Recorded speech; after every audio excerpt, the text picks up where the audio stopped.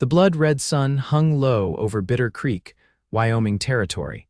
As Bonnie Preston stepped down from the stagecoach, her hand trembling slightly on the polished wooden door. The year was 1875, and the journey west had stripped away everything she once was, a Boston socialite with nothing but party invitations to worry about. Now, she was just another desperate soul seeking refuge in the untamed frontier. "Last stop, miss," the driver called down, tossing her carpetbag to the dusty street. "Bitter Creek." Bonnie surveyed the ramshackle town with apprehension. A single dirt road lined with weathered buildings stretched before her, a general store, a blacksmith, and at the far end, the Golden Spur Saloon, its doors swinging open to release the sounds of a tinny piano and raucous laughter. This wasn't the life she had envisioned when fleeing east, but after her father's financial ruin and subsequent death, options had grown scarce. "You'll be wantin' a room, I reckon," said a woman approaching from the nearby boarding house, her face creased like a well-used map. "I'm Martha Wilkins. Run the only decent establishment in town." "Thank you," Bonnie replied, her voice still carrying the refined accent of her Boston upbringing.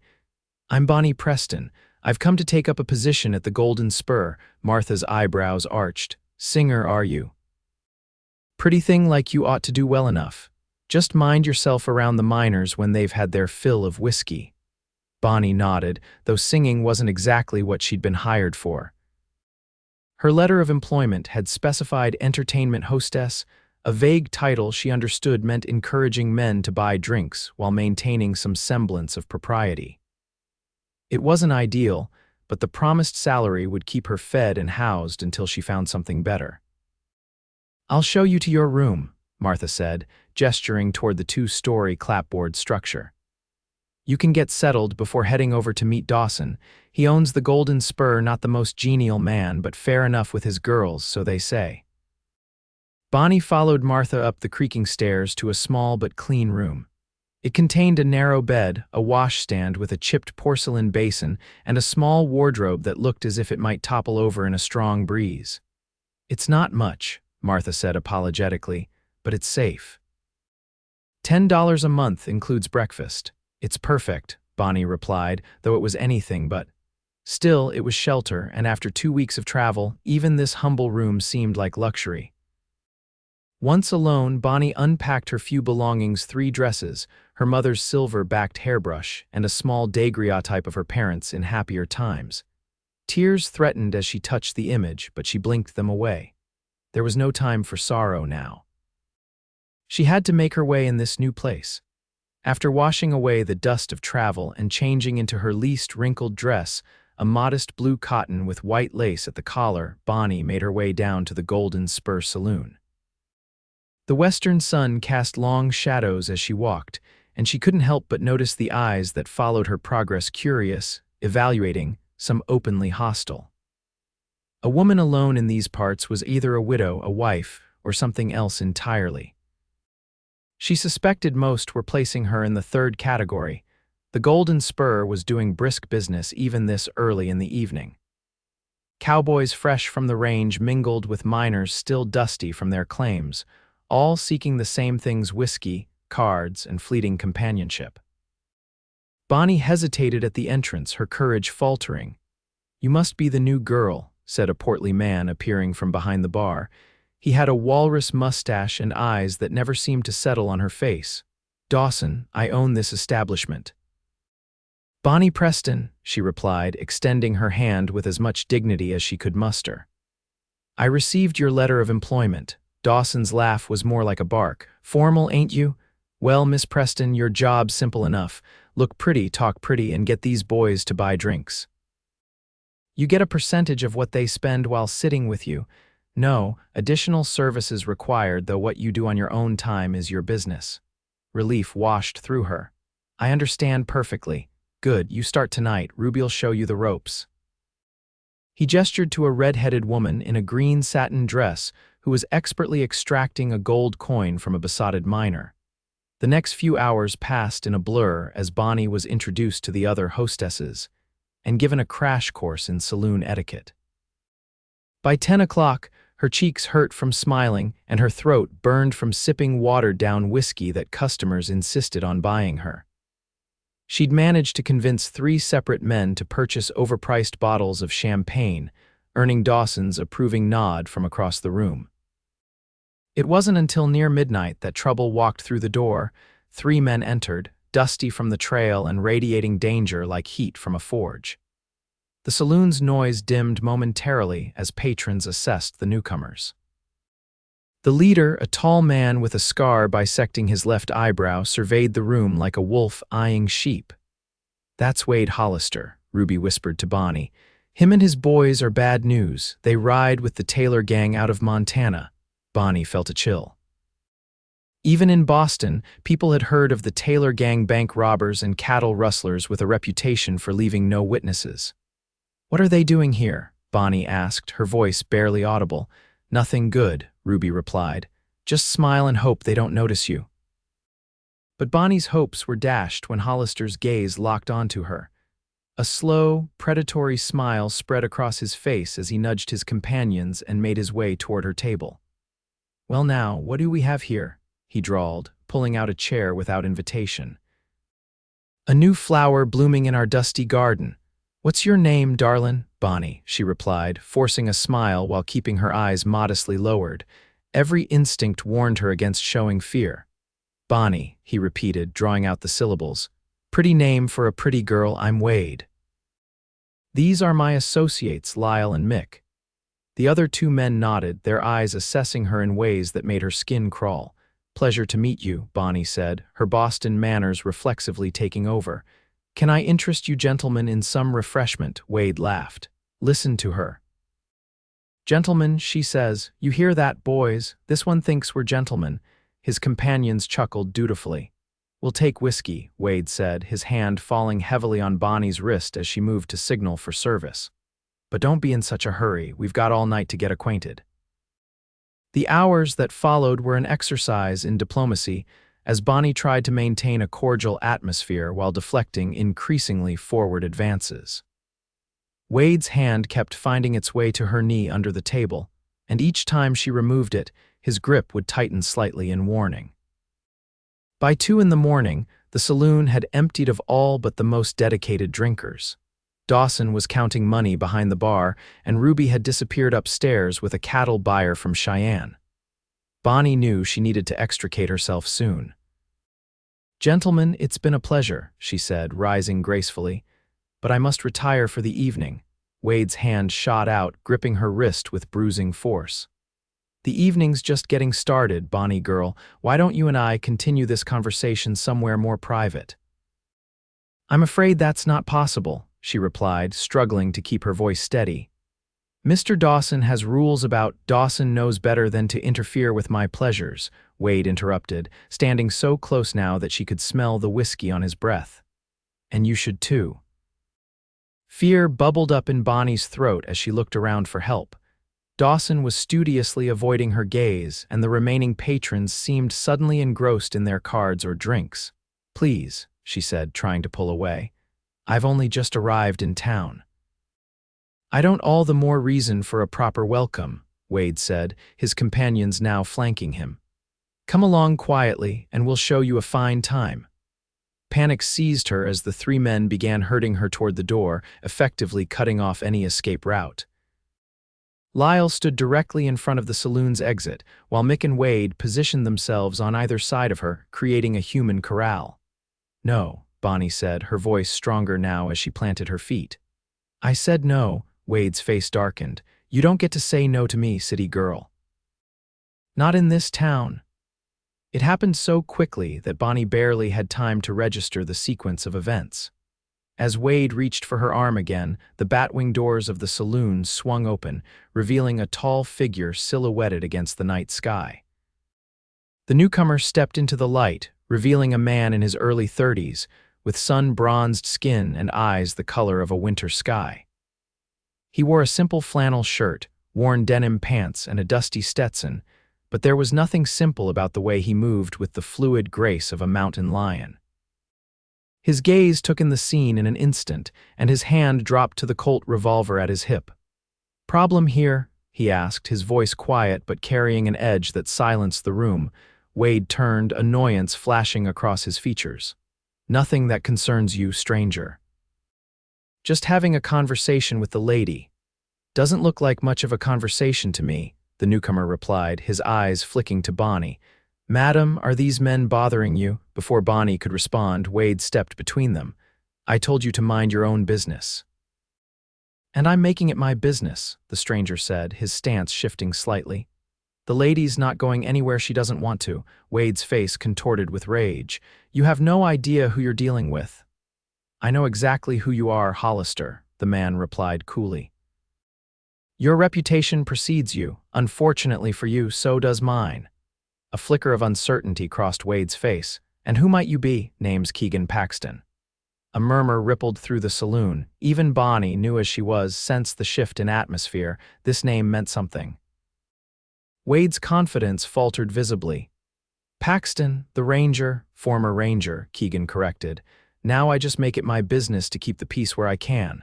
Hollister's hand twitched near his gun. 3 against 1, Paxton. Not even you can beat those odds. In a movement so swift it seemed supernatural, Keegan's Colt appeared in his hand, hammer cocked. I only need 1 bullet for you, Hollister. Your boys can either drag your corpse out of here or walk out on their own. Their choice.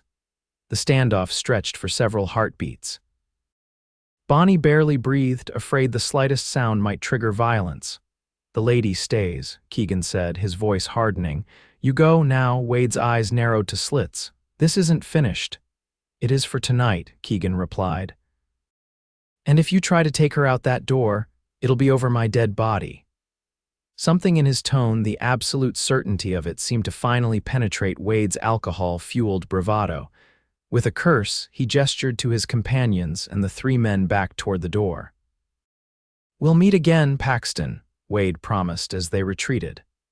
I expect we will, Keegan agreed, his gun never wavering until they had vanished into the night. As the batwing doors stopped swinging, the tension in the room dissipated like morning mist.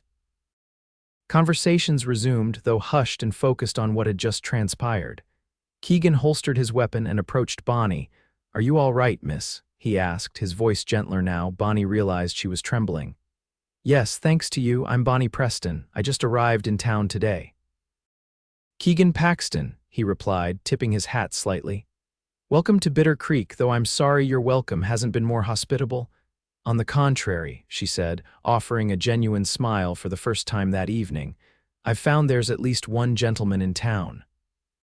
A hint of color touched his tan cheeks.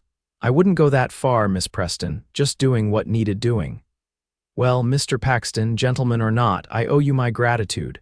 She extended her hand, and after a moment's hesitation, he took it. His palm was rough with calluses, but his touch was surprisingly gentle. No debt owed, madam. Hollister and his kind prey on newcomers. They'll think twice next time. Will there be a next time? She asked, unable to hide her concern. Keegan's expression hardened momentarily. Probably. Men like Hollister don't take kindly to being shown up. But don't worry, they won't try anything tonight. They'll need time to lick their wounds and work up their courage again. Dawson finally approached from behind the bar, his expression a mixture of relief and concern. Miss Preston, perhaps you should retire for the evening. It's been an eventful first day. Yes, I believe I will, Bonnie agreed, suddenly aware of her exhaustion. I'll walk you to your lodgings, Keegan offered, just to be safe. The night air was cool against Bonnie's flushed skin as they stepped outside. The main street of Bitter Creek was deserted now, the only sounds the distant howl of a coyote and the soft creak of wooden signs swaying in the breeze. I'm staying at Martha Wilkins' boarding house, Bonnie said, pointing to the building just down the street. Keegan nodded and fell into step beside her. Mrs. Wilkins runs a respectable place. You'll be safe there.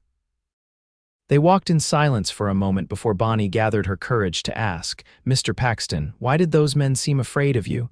Are you really a ranger? Was, he corrected. Rode with the Texas Rangers for 5 years before coming north. These days, I've got a small spread about 10 miles outside of town. A rancher then, a slight smile curved his lips, trying to be 20 acres and a dream, as they say. That sounds lovely, Bonnie said, surprised by the sincerity in her own voice. After the chaos of the evening, the idea of open land and honest work held tremendous appeal. They reached the boarding house steps too quickly. Bonnie found herself reluctant to end their conversation. "Thank you again, Mr. Paxton. I don't know what would have happened if you hadn't arrived when you did." His expression darkened. "I do, that's why I stepped in." He paused, seeming to deliberate before adding, "Miss Preston, if I may be bold, the Golden Spur isn't the safest place for a woman alone, especially one new to the West." Bonnie sighed. "I'm aware, but my options are limited. I need to earn my way." Keegan nodded, understanding in his eyes. "There's no shame in that, just be careful. Hollister and his kind are trouble, but they're not the only dangers out here."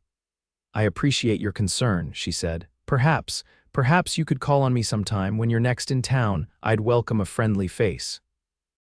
Something flickered in his eyes, surprise, perhaps, or pleasure. "I'd like that, Miss Preston. I come to town most Saturdays for supplies." "Then I shall look forward to Saturday," Bonnie replied, offering her hand once more. He took it, held it a moment longer than strictly proper, then released it with evident reluctance. "Good night, Miss Preston. Sleep well." "Good night, Mr. Paxton." As she watched him walk away, his tall figure gradually disappearing into the darkness, Bonnie felt an unexpected sense of anticipation. In a day filled with uncertainty and fear, Keegan Paxton represented something she hadn't expected to find in Bitter Creek Hope. The following days passed in a blur of new routines and faces as Bonnie adjusted to life in Bitter Creek. The work at the Golden Spur was challenging but not unpleasant. Most of the patrons treated her with surprising respect, particularly after word spread about her encounter with the Taylor gang and Keegan Paxton's intervention. Even Dawson seemed to regard her with newfound consideration, assigning her better tables and more respectable customers. Ruby, the red-headed hostess, became something of a mentor, showing Bonnie how to maximize her earnings while minimizing unwanted attention. "Men will pay for your company," she explained, "but you've got to make them think it's their idea. Laugh at their jokes, listen to their stories, but never let them think they own you." By Friday, Bonnie had earned enough to pay for her room and put aside a small sum besides. She found herself watching the door each time it opened, hoping to see Keegan Paxton's tall figure silhouetted against the light. But he didn't return to the saloon, and she tried not to feel disappointed. He'd mentioned Saturday, after all.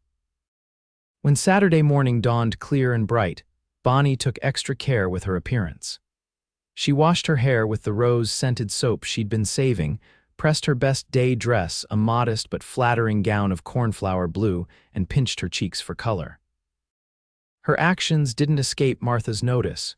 "You're looking mighty fine for a Saturday morning," the older woman remarked as Bonnie came down for breakfast. Expecting company, Bonnie felt heat rise in her face. "Mr. Paxton mentioned he comes to town on Saturdays. I thought he might call." Martha's expression softened. "Keegan Paxton's a good man, one of the few around these parts who remembers what being a gentleman means." She paused, her weathered hands smoothing her apron. "Just be careful with your heart, my dear. Men like Keegan, they carry shadows." Before Bonnie could ask what she meant, other boarders began filtering into the dining room, and the moment for private conversation passed. After breakfast, Bonnie decided to explore the town properly in daylight. She visited the general store where the proprietor, Mr. Finch, greeted her warmly and showed her recent shipments of fabric and notions from back east. "Not much call for fine things out here," he admitted, displaying a bolt of silk that seemed garishly bright against the dusty surroundings. "But I try to keep a selection for the ladies." As Bonnie was admiring a spool of lace trim, the bell above the door jingled. She turned to find Keegan Paxton removing his hat as he stepped inside. He was dressed much as before, though his clothes were cleaner, and his dark hair showed evidence of having been recently combed. When their eyes met, his serious expression warmed into a smile that transformed his features. "Miss Preston," he said, crossing to where she stood. "I was hoping I might find you in town today." "Mr. Paxton," she replied, suddenly conscious of her quickened heartbeat. How fortunate. I was just admiring Mr. Finch's selection of notions. Please don't let me interrupt, he said, though he made no move to continue with his own shopping. Mr. Finch, displaying the intuition of a successful businessman, discreetly moved to help another customer, leaving them relatively alone in the corner of the store. How have you fared this week? Keegan asked, genuine concern in his voice. No more trouble at the Golden Spur. None at all, Bonnie assured him. In fact, I believe your intervention has made me something of a protected person. Even Mr. Dawson has been more considerate. Glad to hear it, he replied. Then, seeming to gather his courage, he added, Miss Preston, I was wondering if you might accompany me to dinner this evening. Mrs. Wilson at the hotel serves a decent meal on Saturdays. Nothing fancy, but I'd be delighted, Bonnie interrupted, unable to contain her smile. Relief washed over his features. Excellent. Shall I call for you at 6? 6 would be perfect. An awkward but not unpleasant silence fell between them. Keegan cleared his throat. Well, I should let you continue your shopping. I've got supplies to gather myself. Of course, Bonnie said. Until this evening, then. With a tip of his hat, he moved toward the back of the store where hardware and farming implements were displayed. Bonnie found herself unable to concentrate on the notions before her, her mind already racing ahead to the evening. As promised, Keegan arrived at precisely 6 o'clock, his knock on the boarding house door so punctual that Bonnie wondered if he'd been waiting outside, watching the hands of his pocket watch. Martha showed him into the small parlor where Bonnie waited, and the older woman's approving nod didn't escape Bonnie's notice. Miss Preston, Keegan said, his eyes taking in her appearance with evident appreciation. You look lovely. She had changed into her evening dress, a simple but elegant creation of dove-gray silk with black piping that emphasized her slender waist. Her chestnut hair was arranged in a modest chignon with a few artful tendrils framing her face. Thank you, Mr. Paxton. You look quite handsome yourself. It wasn't mere politeness, he had clearly made an effort, wearing a clean white shirt under a dark vest and jacket that, while not new, had been well cared for. He offered his arm, and she placed her hand lightly upon it, feeling the solid strength beneath the fabric. As they walked the short distance to the hotel, several townsfolk nodded greetings, some looking curiously at the pair. Bonnie was acutely aware that being seen on Keegan Paxton's arm would fuel gossip, but found she didn't mind. The hotel dining room was modestly appointed but clean, with white tablecloths and simple floral arrangements creating an atmosphere of attempted refinement. Mrs. Wilson, a plump woman with kind eyes, personally showed them to a table near the window. It's good to see you, Keegan, she said with the familiarity of long acquaintance. And with such charming company, too. Keegan made the introductions, and Mrs. Wilson promised them her best fare before bustling away to the kitchen. You seem well known here, Bonnie observed once they were settled. I've been in Bitter Creek almost 3 years now, he explained. It's long enough to know most everyone, at least by sight. And yet you live 10 miles outside of town, a shadow crossed his face briefly. I prefer the solitude. After years of ranger work always surrounded by people, most of them at their worst, I came to value quiet. That's understandable, Bonnie said, though she wondered at the hints of deeper story behind his words. I've never experienced true solitude myself. Boston is. Crowded, Boston, he repeated, curiosity evident in his tone. That's quite a journey. What brought you all the way to Wyoming territory? Bonnie hesitated, uncertain how much to reveal. Necessity, primarily. My father was a merchant who made some unfortunate investments. When he passed last winter, I found our circumstances much reduced. I'm sorry for your loss, Keegan said, and the simple sincerity in his voice touched her. Thank you. It was difficult. My mother died years ago, and with father gone, there was little to keep me in Boston. The creditors took almost everything, and distant relatives made it clear their charity had limits.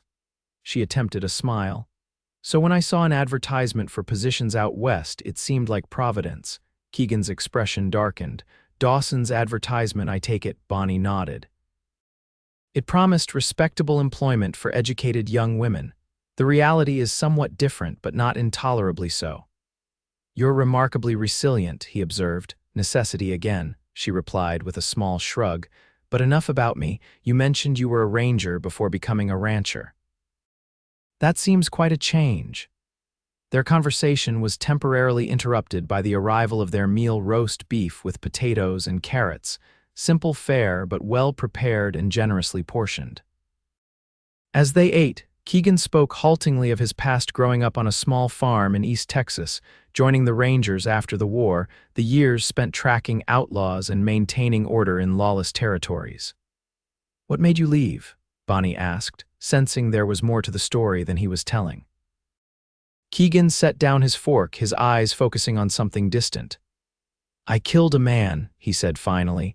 "Not the first in my line of work, but different. He was wanted for murder, and when we cornered him, he surrendered, put down his weapons, hands in the air."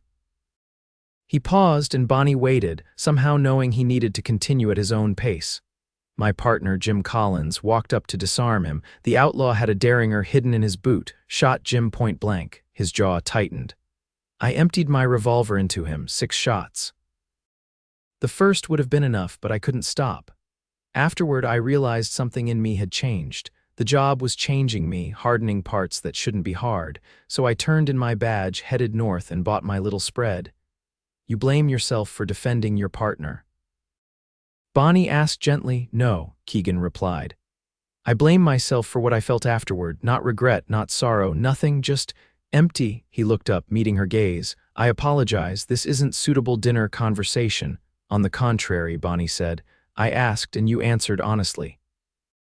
"I appreciate that. Too many people in my life have spoken nothing but polite falsehoods." A hint of a smile touched his lips.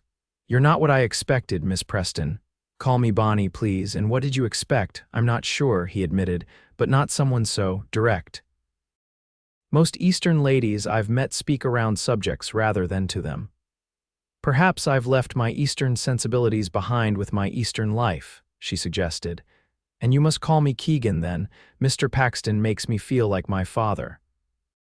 The remainder of dinner passed pleasantly as they discovered mutual interests in literature and music. Bonnie confessed her love of Dickens, while Keegan surprised her with his knowledge of Shakespeare, learned from a dog-eared complete works he'd carried throughout his ranger days.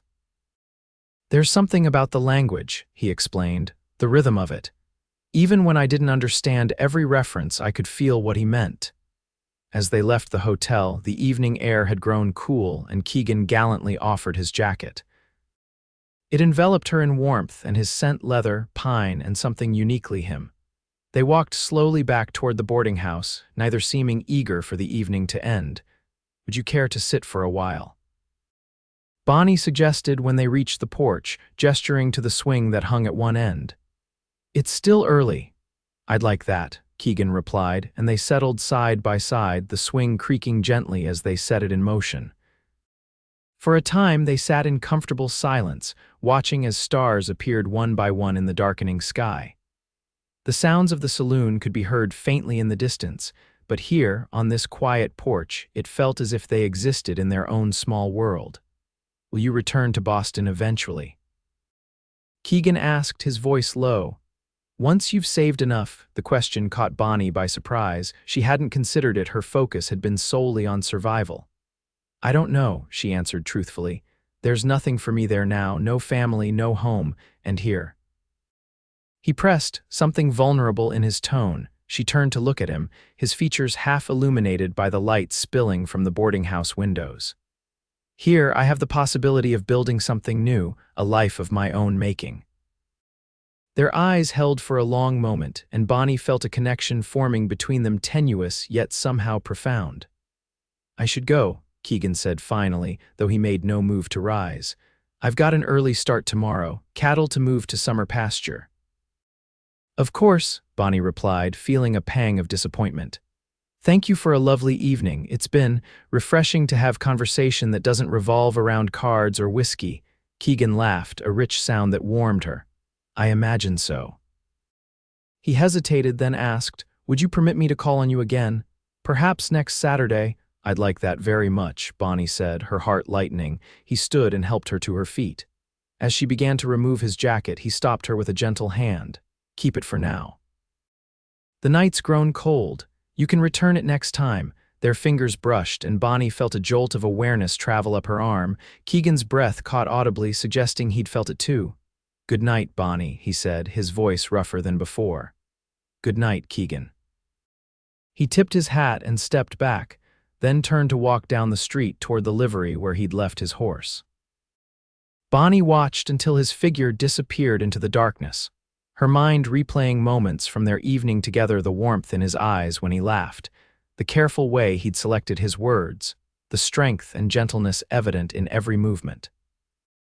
Only when Martha called from inside did Bonnie realize she was hugging Keegan's jacket around herself like a treasured possession. The following week passed both quickly and agonizingly slowly for Bonnie. During the day, she kept busy helping Martha with chores around the boarding house, grateful for the reduction in her room rate in exchange for the work. In the evenings, she continued her position at the Golden Spur, though now she found herself constantly aware of the door, hoping Keegan might appear again before Saturday. Ruby noticed her distraction. "You're sweet on that Paxton fellow, aren't you?" she asked Wednesday night as they took a brief respite in the small room behind the bar where the hostesses could rest between tables. "I admire him," Bonnie replied carefully.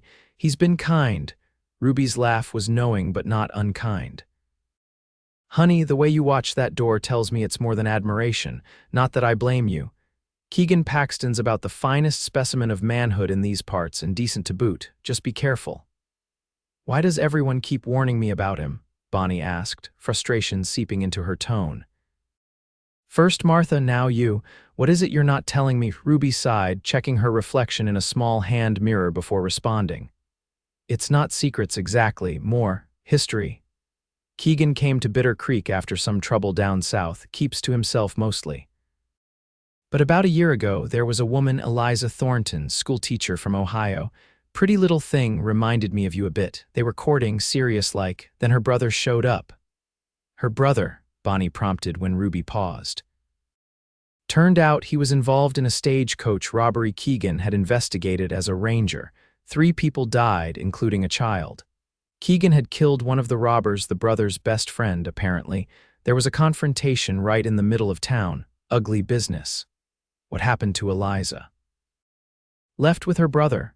Word was she couldn't reconcile loving a man who'd killed someone close to her kin, justified or not." Ruby shrugged. "Keegan withdrew after that, hardly came to town except for necessities.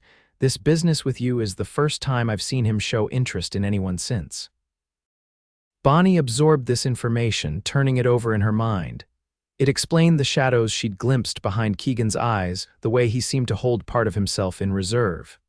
"Thank you for telling me," she said finally. Ruby patted her hand.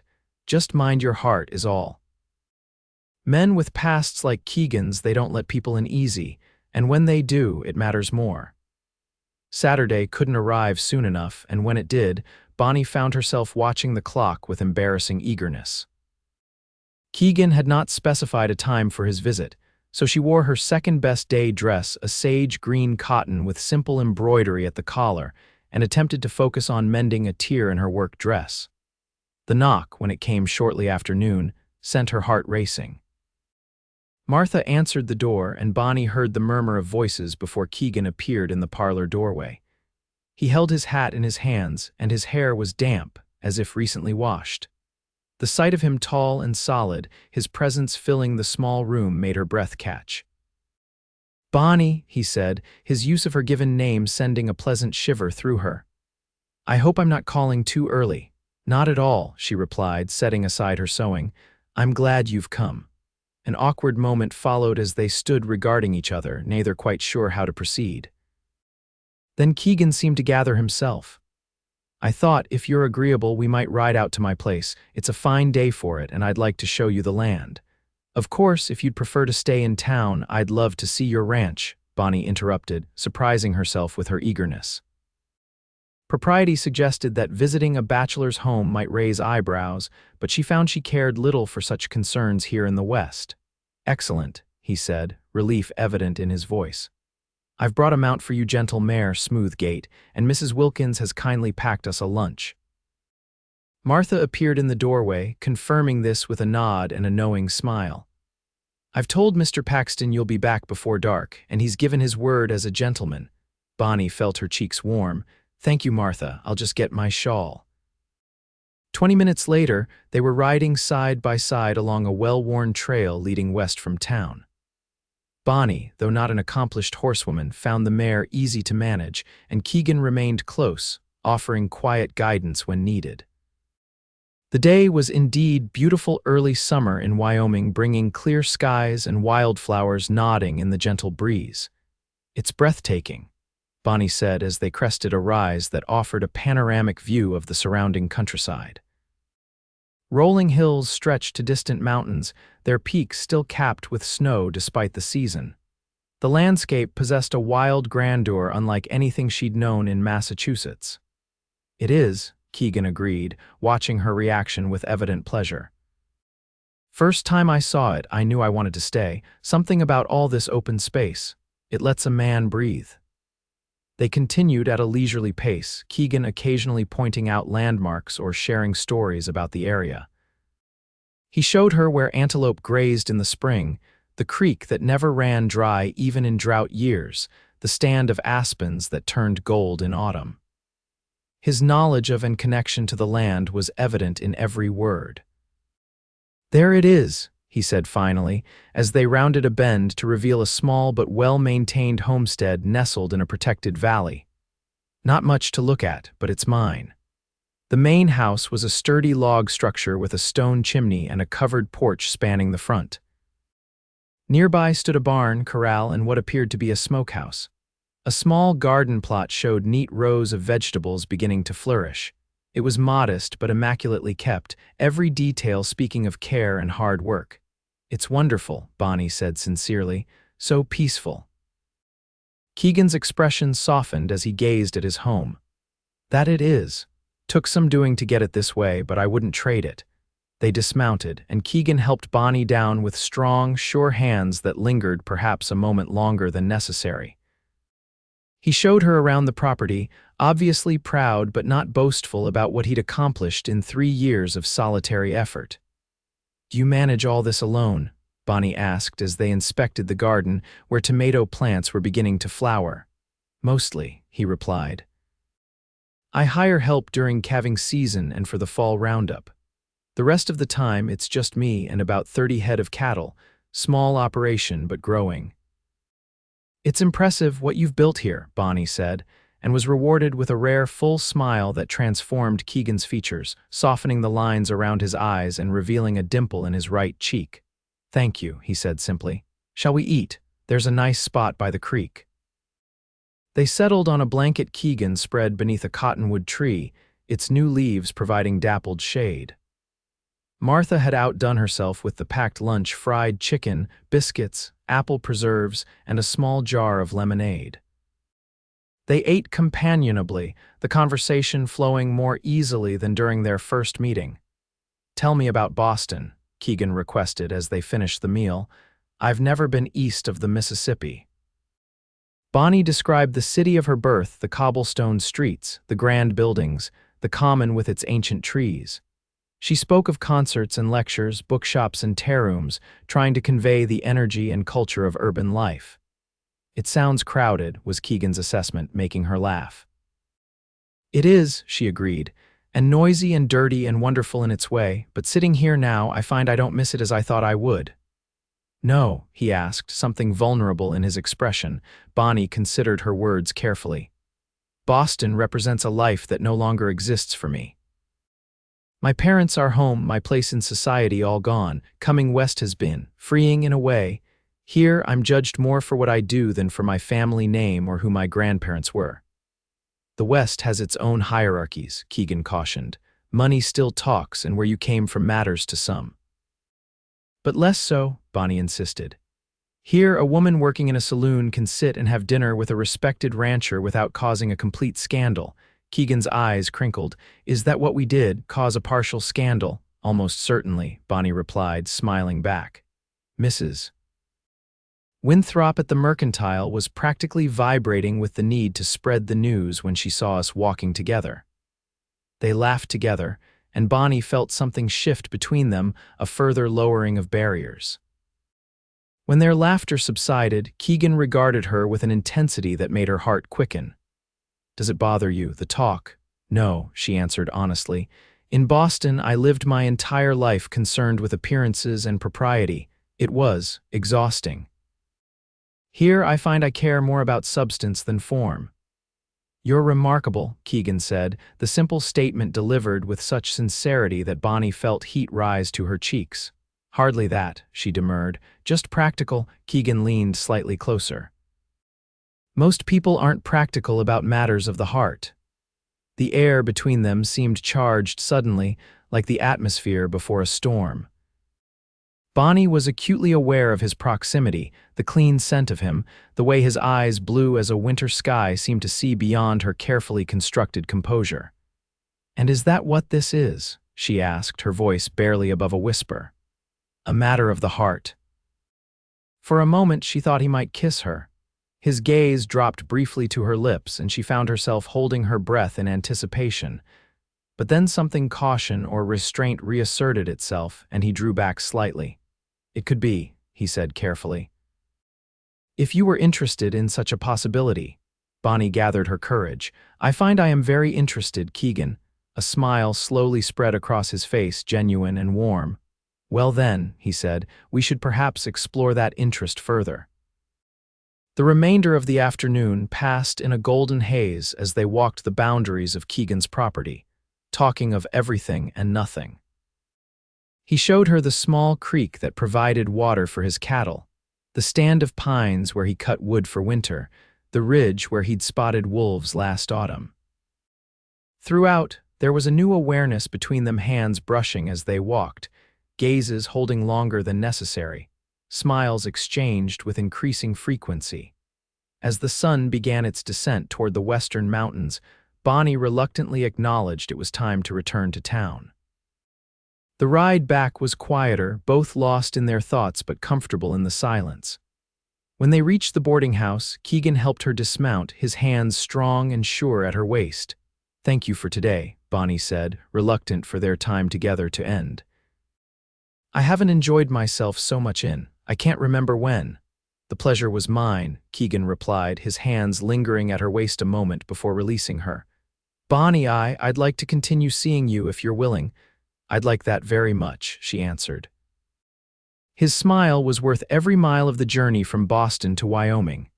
"Good, that's good," he glanced toward the setting sun. "I should get back before dark, of course." Still, he hesitated, and Bonnie felt herself holding her breath again. Then, with deliberate care, Keegan took her hand in his and raised it to his lips, pressing a gentle kiss to her knuckles. The gesture, so formal yet intimate, sent a shiver of delight through her. "Until next time," he murmured against her skin. "Until then," she replied, her voice steadier than she felt. He mounted his horse with fluid grace, tipped his hat, and rode away.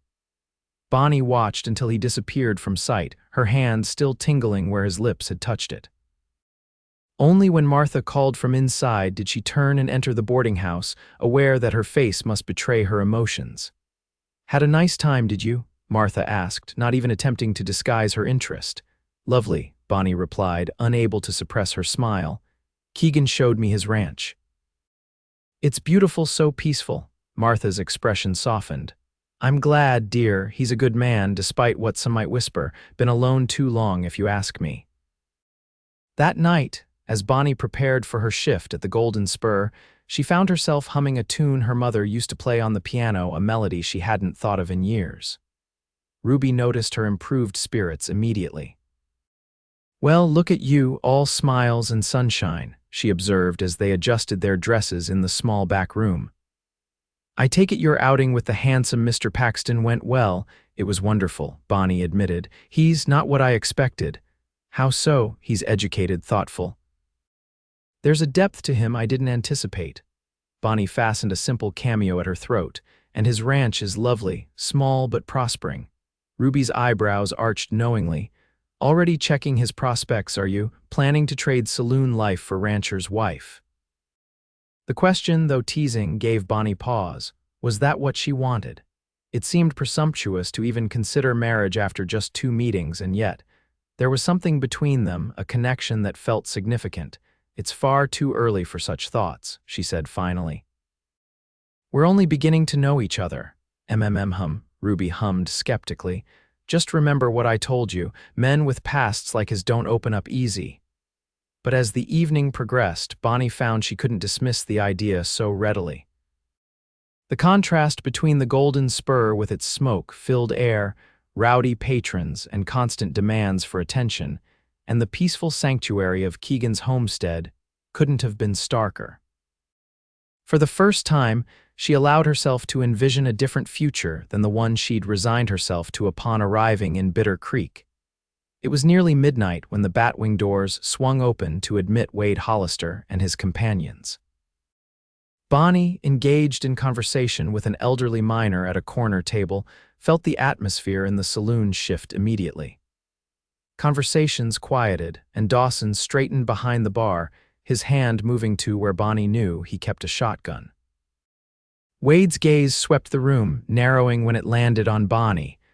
A slow, unpleasant smile spread across his face as he sauntered toward her table.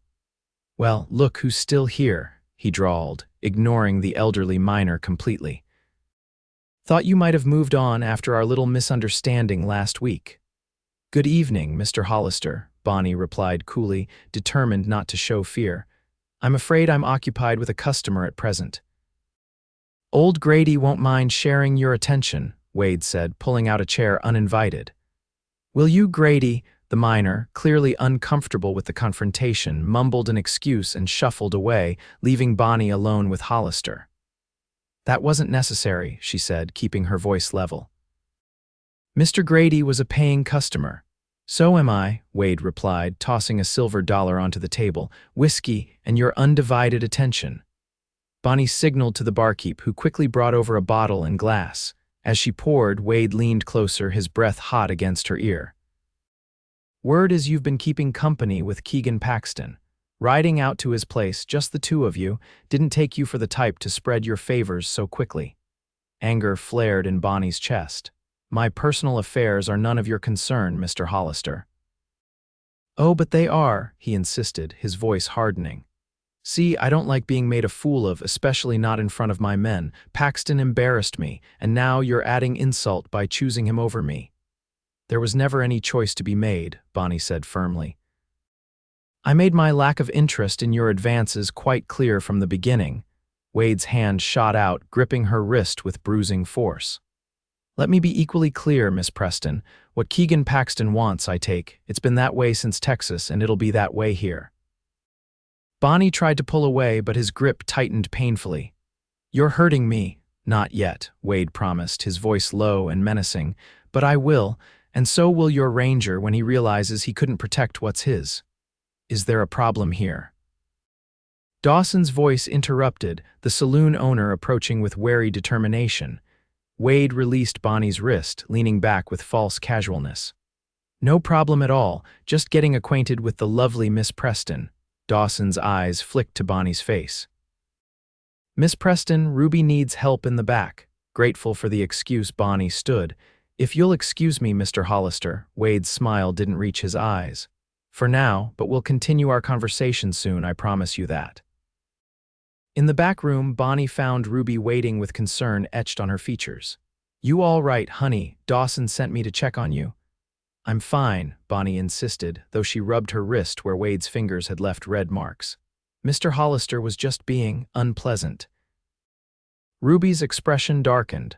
"That man's more than unpleasant, he's dangerous, and if he's got a grudge against Keegan that involves you, you need to be careful." "What did he mean about since Texas?" Bonnie asked. "He spoke as if he and Keegan have some history." Ruby sighed. "I don't know details, but there's talk. Keegan rarely speaks of his ranger days, but word is he and Hollister crossed paths down there. Something about a woman, maybe, or a robbery gone wrong. All I know is there's bad blood between them." The revelation added another layer to Bonnie's understanding of Keegan and another dimension to the danger Wade Hollister represented. "Perhaps I should speak with Keegan about it," she mused. "Probably wise," Ruby agreed, "but not tonight. Hollister and his boys are settling in for a long evening by the looks of it. Best you head back to the boarding house early. I'll cover for you with Dawson," Bonnie hesitated. I don't want to leave you short-handed. Better short-handed than dealing with trouble, Ruby insisted. Go on, use the back door. I'll tell Dawson you weren't feeling well. With grateful thanks, Bonnie slipped out the rear entrance of the saloon into the quiet alley behind. The night was clear, stars glittering overhead in the vast Wyoming sky. She pulled her shawl more tightly around her shoulders and began the short walk to the boarding house, her thoughts in turmoil. What connection existed between Keegan and Wade? And why did the outlaw seem so determined to use her as a means of revenge? The questions chased each other through her mind as she hurried along the darkened street. She had almost reached the boarding house when she became aware of footsteps behind her. Before she could turn, a rough hand clamped over her mouth, and she was dragged into the shadows between buildings. Told you we'd continue our conversation, Wade Hollister's voice hissed in her ear. Now, you're going to deliver a message to Keegan Paxton for me. Bonnie struggled against his grip, but he was far stronger. His companions appeared from the darkness, effectively blocking any escape route. Stop fighting, Wade commanded. I'm not going to hurt you. Yet, just listen carefully. You tell Paxton that I haven't forgotten what he took from me in Texas. Tell him I'm going to return the favor an eye for an eye, he'll understand. He released her mouth, though his arm remained like an iron band around her waist. I won't be your messenger, Bonnie said defiantly. Whatever quarrel you have with Keegan is between you two, Wade laughed, the sound chilling in the darkness. Oh, but you're already involved, Miss Preston. The moment Paxton stepped in to protect you, you became part of this. And now he cares for you. I can see it in the way people talk. That makes you valuable. Keegan will kill you if you harm her, one of the other men said nervously. You saw how he was at the saloon. I'm counting on his reaction, Wade replied, his voice cold with anticipation. When he learns I've taken something precious from him, he'll come after me, and then I'll have him exactly where I want him, angry, reckless, and vulnerable. Fear gripped Bonnie's heart, not for herself, but for Keegan. He's not the man you think he is, she said. He left that life behind. Men like Paxton don't change, Wade insisted. The killer is still in him. I'm just going to bring it back to the surface. He spun her around to face him. Now, are you going to deliver my message, or do I need to make it more memorable? Bonnie lifted her chin, summoning every ounce of courage. I'll tell him. But know this, whatever happened between you in the past, Keegan is not alone now. He has friends in Bitter Creek. Wade's laugh was dismissive. Friends, in this God-forsaken town, a few shopkeepers and an aging sheriff who can barely mount his horse. No, Miss Preston, Keegan Paxton stands alone. That's why he'll be easy to destroy. He released her with a shove that sent her stumbling backward. Remember my message and tell him I'll be waiting. With that, he and his companions melted back into the shadows, leaving Bonnie shaken but unharmed. She hurried the remaining distance to the boarding house, glancing over her shoulder repeatedly. Only when she was safely inside, the door locked behind her, did she allow herself to tremble. Martha, preparing to retire for the night, took one look at Bonnie's pale face and immediately led her to the kitchen, where she poured a small measure of brandy into a teacup. Drink this, she instructed. Then tell me what's happened. Bonnie sipped the fiery liquid, grateful for its steadying effect. Haltingly, she recounted her encounter with Wade, both at the saloon and in the street. Martha's expression grew increasingly grave. This is serious, the older woman said when Bonnie had finished. Hollister's reputation is well earned. He's killed men for less than a perceived slight. I need to warn Keegan, Bonnie said, setting down her cup. Wade made it clear this is about revenge. Martha shook her head. Not tonight. Hollister and his men are still in town, likely watching. Besides, Keegan's place is 10 miles out. You can't make that journey alone in the dark. Then what should I do? Bonnie asked, frustration evident in her voice. Wait until morning, Martha advised. Sheriff Tanner should be back from his circuit by then. We'll speak with him first, then send word to Keegan. It was sensible advice, but Bonnie found sleep elusive that night. She lay awake, replaying Wade's threats and wondering about the history between the two men. What had happened in Texas? What had Keegan taken that Wade was so determined to avenge? Morning brought no answers, but did bring Sheriff Tanner, a grizzled man in his 60s who listened to Bonnie's account with increasing concern. "Hollister's bad business," he confirmed when she'd finished. "Him and his boys have been causing trouble up and down the territory for months now. Stagecoach robberies, cattle rustling worse, but this personal vendetta against Paxton, that's new information." "Can you protect Keegan?" Bonnie asked, Tanner's weathered face creased in a frown. "Keegan Paxton can protect himself better than most, but I'll ride out and warn him. In the meantime, Miss Preston, you should stay close to town. Hollister's made it clear you're a target." "I can't hide forever," Bonnie protested. "No," the sheriff agreed, "but you can be cautious until we sort this out." He stood, adjusting his gun belt. "I'll head to Paxton's place now, should be back by evening. Stay at the boarding house today if you can." After the sheriff departed, Bonnie found herself restless with worry and inaction. Despite Martha's protests, she decided to at least walk to the general store for supplies. Surely she'd be safe in daylight on the main street. Mr. Finch greeted her warmly when she entered his shop, but his smile faltered as he took in her tense expression. "Everything all right, Miss Preston?" "You seem troubled." "Just some difficulty with a customer at the saloon," Bonnie replied, not wanting to spread gossip. "Nothing serious." "Wouldn't be Wade Hollister by any chance?" Mr. Finch asked shrewdly. "Saw him and his boys ride out at dawn, headed south, mean-looking bunch." Relief washed through Bonnie. If Hollister had left town, perhaps the immediate danger had passed. "Do you know if they mentioned when they'd return?" Mr. Finch shook his head. "Can't say, but between you and me, the town's better off without their kind."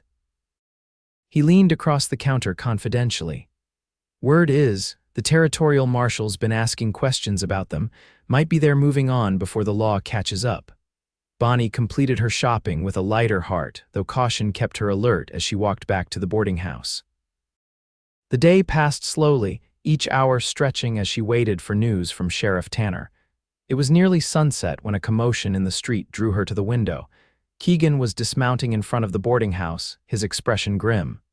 Sheriff Tanner rode beside him, looking equally somber. Bonnie rushed to the door, relief and anxiety warring within her. "Keegan," she breathed as he reached the porch. "Are you all right?" "I should be asking you that," he replied, his eyes sweeping over her as if checking for injuries. "Sheriff Tanner told me what happened. Are you hurt?" "No, I'm fine," Bonnie assured him. "Just shaken. Wade left town this morning, heading south according to Mr. Finch." "South," Keegan repeated, exchanging a significant look with the sheriff. "Toward my place." Understanding dawned cold and terrible. "You think he went to your ranch?" "I know he did," Keegan said grimly. "We rode there first. Place has been ransacked, furniture broken, stores destroyed. They even slaughtered 2 of my best breeding cows." Horror filled Bonnie at the wanton destruction. "I'm so sorry, Keegan." "This is because of me, because you protected me that night." "No," he said firmly, taking her hands in his. "This is because of something that happened long before you arrived in Bitter Creek. Wade Hollister and I have unfinished business from Texas." "What happened between you?" Bonnie asked, voicing the question that had plagued her since the previous night. Keegan's jaw tightened. "It's a long story and not one suited for the porch. May I come in?" Martha, who had been hovering in the doorway, stepped aside. "Of course, I'll make coffee." The 4 of them, Bonnie, Keegan, Sheriff Tanner, and Martha, gathered around the kitchen table as dusk deepened into night. Keegan removed his hat, running a hand through his dark hair before beginning. 5 years ago, I was tracking a gang of bank robbers through the Texas Panhandle.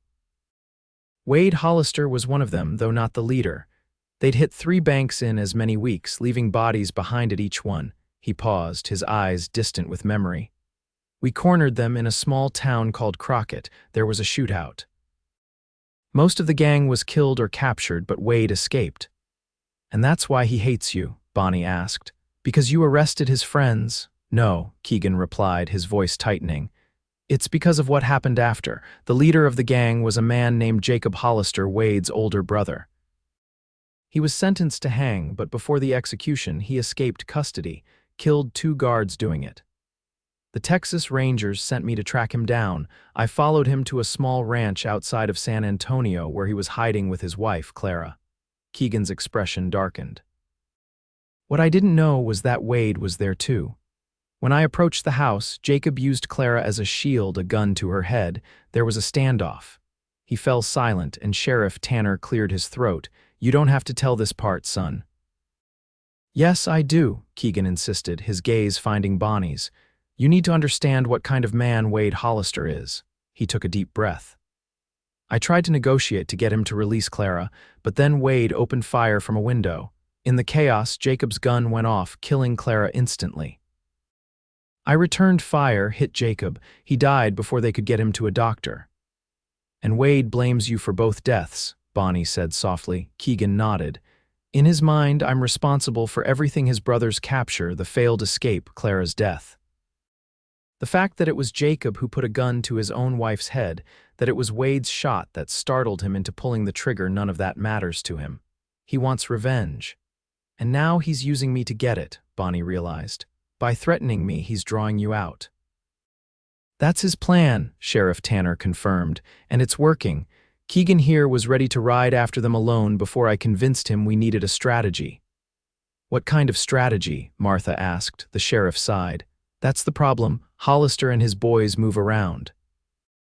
Could be anywhere in a 100-mile radius by now, and I can't spare men for an extended hunt, not with half the county under my jurisdiction.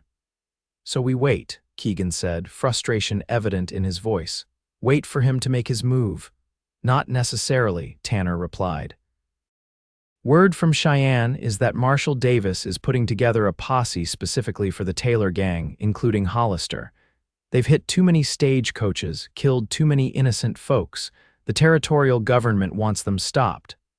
"When does this posse form?" Bonnie asked. 2, maybe 3 weeks, the sheriff said. "Until then, we stay vigilant. Miss Preston should remain in town, preferably not alone, and you, Keegan, need to decide if you're going back to your ranch or staying closer to Bitter Creek." Keegan's expression hardened. "I'm not abandoning my place. Everything I have is there."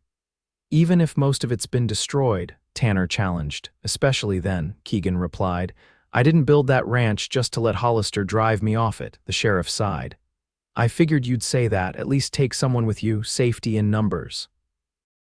"I can manage alone," Keegan insisted. "No," Bonnie said suddenly, surprising herself as much as the others. "No, you shouldn't be alone out there. I'll go with you." 3 pairs of eyes stared at her in astonishment. "Absolutely not," Keegan said first, his tone brooking no argument. "It's too dangerous." "Hollister wants to use me to get to you," Bonnie countered. "If I'm already with you, that eliminates half his strategy. Besides, your ranch needs rebuilding. I can help." "Bonnie," Martha began gently, "a young woman alone at a bachelor's ranch. We're long past concerns about propriety," Bonnie interrupted. "My reputation was compromised the moment I took work at the Golden Spur. And with Wade Hollister threatening both of us, social niceties seem rather irrelevant." Keegan studied her face, something like admiration mingling with concern in his eyes. "You don't know what you're volunteering for. The ranch is isolated, the work is hard, and the danger is real." "I'm stronger than I look," Bonnie replied steadily, "and I'm tired of being afraid of being used as a pawn in someone else's game." A long silence followed as Keegan weighed her words. Finally, he turned to Sheriff Tanner. "What do you think?" The older man scratched his beard thoughtfully. "Strategically, it's not the worst idea. 2 people are harder to ambush than 1, and if Hollister's watching the town, waiting for a chance to grab Miss Preston, this removes that opportunity." "See," Bonnie said, sensing the argument shifting in her favor. "But," the sheriff continued, "it puts both of you in an isolated location with limited support. If Hollister does attack the ranch, you'd be on your own until help could arrive." "I've faced worse odds," Keegan said quietly. Martha, who had been listening silently, suddenly spoke up. "If you're determined to do this, there's a way to address the propriety concern, at least. Reverend Simmons could marry you." The suggestion landed like a thunderclap in the quiet kitchen. Bonnie felt heat rise to her face as Keegan's gaze snapped to hers, his expression unreadable. "Martha." Bonnie exclaimed. "That's hardly we haven't. It's a practical solution," Martha insisted. "No one would question a wife accompanying her husband to their ranch, and in these parts marriages have been built on less foundation than what you two already share." That's a decision for Miss Preston and Keegan, Sheriff Tanner said diplomatically, though I'll admit it would simplify matters. Keegan hadn't spoken, his eyes still fixed on Bonnie with an intensity that made her breath catch. "Bonnie," he said finally, his voice low. "Could I speak with you privately?" They moved to the small parlor, the door left pointedly ajar for propriety's sake, though they stood close enough that their conversation wouldn't carry to the kitchen. "I want you to know I had no part in Martha's suggestion," Keegan began, his voice hushed. "I would never presume, I know," Bonnie assured him, equally quiet. "It caught me by surprise as well." "It's not that the idea is unwelcome," he continued, and Bonnie felt her heart skip. "In different circumstances, I would be honored to court you properly, to earn the right to ask for your hand. But this a marriage of convenience, rushed because of danger it's not what you deserve." Bonnie considered his words carefully, aware they were at a crossroads that would determine the course of both their lives. "Perhaps it's not ideal timing," she admitted. "But I think Martha sees what we ourselves have only begun to acknowledge. There is something between us, Keegan. Something real and growing," his expression softened. "Yes, there is. I'm not suggesting we marry tomorrow," Bonnie clarified, "but I am suggesting that we face this danger together at your ranch. The rest, we can decide as we go." Relief washed over Keegan's features. "Thank you. I didn't want to refuse Martha outright and embarrass you, but I couldn't bear the thought of you entering into marriage out of necessity rather than choice." "When I marry," Bonnie said, surprising herself with her boldness, "it will be for love. But that doesn't mean I can't help you rebuild your home in the meantime." A slow smile spread across Keegan's face, warming his eyes. "You continue to surprise me, Bonnie Preston." "Good," she replied, returning his smile. "I'd hate to become predictable." They returned to the kitchen, where Sheriff Tanner and Martha waited with poorly disguised curiosity. "We've decided that Bonnie will accompany me to the ranch," Keegan announced, "but we're not rushing into marriage. We'll face whatever comes together as friends and whatever else we may become." Martha looked mildly disappointed but nodded her acceptance. "When will you leave?" "Tomorrow morning," Keegan decided. "I'll need supplies from the general store and Bonnie will need time to pack." "I'll arrange for Tim Miller to ride out every other day," Sheriff Tanner said. "He's young but reliable and a good shot if trouble comes. He can bring supplies and carry messages." Plans were made for an early departure, and as the evening grew late, Sheriff Tanner took his leave. Keegan lingered a moment longer on the porch with Bonnie. "Are you certain about this?" he asked, his voice serious. "It's not too late to change your mind." Bonnie considered the question honestly. Was she certain? The rational part of her mind recognized the danger, the impropriety, the potential for heartache.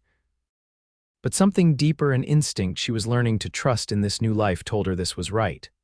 "I'm certain," she replied. "About helping you rebuild, about facing Hollister together. The rest, time will tell." Keegan took her hand, his thumb brushing lightly over her knuckles. "Time," he agreed, "something I hope we have plenty of."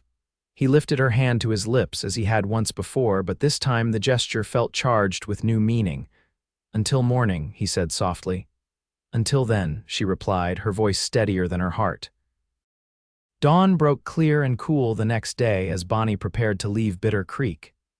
She packed efficiently, bringing only what was necessary: practical dresses, sturdy boots, her few personal treasures. Martha provided additional supplies: preserves from her cellar, seeds for replanting the garden, extra blankets against the cool mountain nights. "You're sure about this?" the older woman asked as they waited for Keegan to arrive with the wagon. "Living unchaperoned with a man you barely know, miles from town." "I'm sure about Keegan," Bonnie replied honestly. "Everything else we'll figure out as we go." Martha's weathered face softened. "You know, when you first arrived, I worried for you. A refined Eastern lady taking work at the saloon, it seldom ends well. But you've shown remarkable strength, Bonnie, and good judgment, especially about Keegan." "Thank you for your kindness," Bonnie said, impulsively embracing the woman who had become something of a mentor. "I won't forget it." "Just be careful," Martha cautioned. "Both of you. And remember my offer stands. Reverend Simmons can be quite discreet when necessary."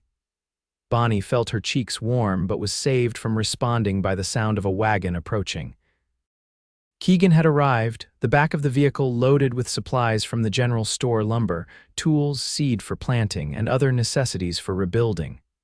"Ready?" he asked as he helped load her trunk. "As I'll ever be," Bonnie replied, surprising herself with how true it felt. The journey to Keegan's ranch took most of the morning. They traveled in companionable silence for stretches, interspersed with easy conversation about their plans for repairs and rebuilding. Keegan seemed more relaxed than Bonnie had yet seen him, as if her decision to accompany him had lifted some burden from his shoulders. "I've been thinking," he said as they crested the final ridge before his property came into view. "We should establish some boundaries for propriety's sake. I can sleep in the barn until we've finished repairs to the main house." "That seems unnecessary," Bonnie replied practically. "Surely your home has more than one room." "2 bedrooms, Keegan confirmed, "but after Hollister's visit, I'm not sure what condition they're in." His concern proved warranted when they arrived at the ranch. The destruction was even more extensive than Keegan had described. Furniture had been overturned and smashed, windows broken, food stores scattered and spoiled. Outside, the garden had been trampled, the chicken coop destroyed, its occupants missing. In the pasture, the carcasses of the slaughtered cattle lay where they had fallen. "My God," Bonnie breathed, taking in the wanton destruction. "Why would anyone do this?" "To send a message," Keegan replied grimly. "To hurt me where it would cut deepest." He surveyed the damage with a clenched jaw. "It'll take weeks to set right." "Then we'd better get started," Bonnie said, rolling up her sleeves. "What do we tackle first?" Her practical response seemed to jolt Keegan from his anger. He looked at her with something like wonder. Most women would be in tears at the sight of such destruction. "I'm not most women," Bonnie reminded him, "and tears won't rebuild your home." A smile, small but genuine, curved his lips. "No, they won't. All right, we'll start inside. Clear out what can't be salvaged, assess what can be repaired." They worked through the afternoon, Bonnie in the house and Keegan dealing with the grim task of burying the slaughtered cattle. By evening, they had cleared enough space in the main room to set up a temporary living area. One bedroom, Keegan's, was largely intact, while the other had suffered more damage, its window shattered and bedding slashed. "You'll take my room," Keegan insisted as they shared a simple meal of beans and bacon cooked over the repaired hearth. "I'll make do out here until we can repair the other bedroom." Too exhausted to argue, Bonnie agreed. The day's labor had left her muscles aching in ways she hadn't experienced before, but there was also a deep satisfaction in the tangible progress they'd made. The house, while far from restored, was at least habitable again. That night, lying in Keegan's bed, the sheets fresh, but carrying a faint trace of his scent, Bonnie reflected on the strange turns her life had taken. 6 months ago, she had been a Boston socialite with servants and social obligations. Now she was a saloon hostess turned ranch hand, sleeping in a bachelor's home miles from civilization, with an outlaw's threat hanging over her head. Strangely, she felt more alive, more purposeful than she ever had in Boston. The days that followed fell into a rhythm of hard work and gradual rebuilding. Keegan taught Bonnie the basics of ranch life: how to mend fences, tend a garden, even basic carpentry. She proved a quick study, her determination compensating for her lack of experience. In turn, she brought order and efficiency to the household, establishing systems that made their limited resources stretch further. They worked side by side from sunrise to sunset, gradually transforming the wreckage back into a home. New glass was installed in the broken windows, furniture mended or rebuilt, the garden replanted with seeds Martha had provided. Keegan rode to neighboring ranches and returned with 2 new milk cows and a half-dozen chickens, gifts from sympathetic neighbors who had heard of his troubles. Through it all, their relationship evolved in subtle ways. Shared work led to shared stories, shared meals to shared dreams. Bonnie spoke of her childhood in Boston, of the society that had both nurtured and constrained her. Keegan revealed more of his past: his family's small farm in East Texas. his decision to join the Rangers after his parents died of fever, the events in San Antonio that had ultimately led him north to Wyoming. "I came here to escape," he admitted one evening as they sat on the newly repaired porch, watching the sunset paint the distant mountains gold and purple. "Not just from Wade Hollister, but from what I'd become as a ranger. I'd seen too much darkness, done too many hard things. I wanted to build something instead of just enforcing the law after things went wrong." "And have you?" Bonnie asked. "Built something, I mean?" Keegan's gaze swept over the ranch, modest but productive, bearing the marks of his labor in every fence post and beam. "I was starting to." "Then Hollister found me."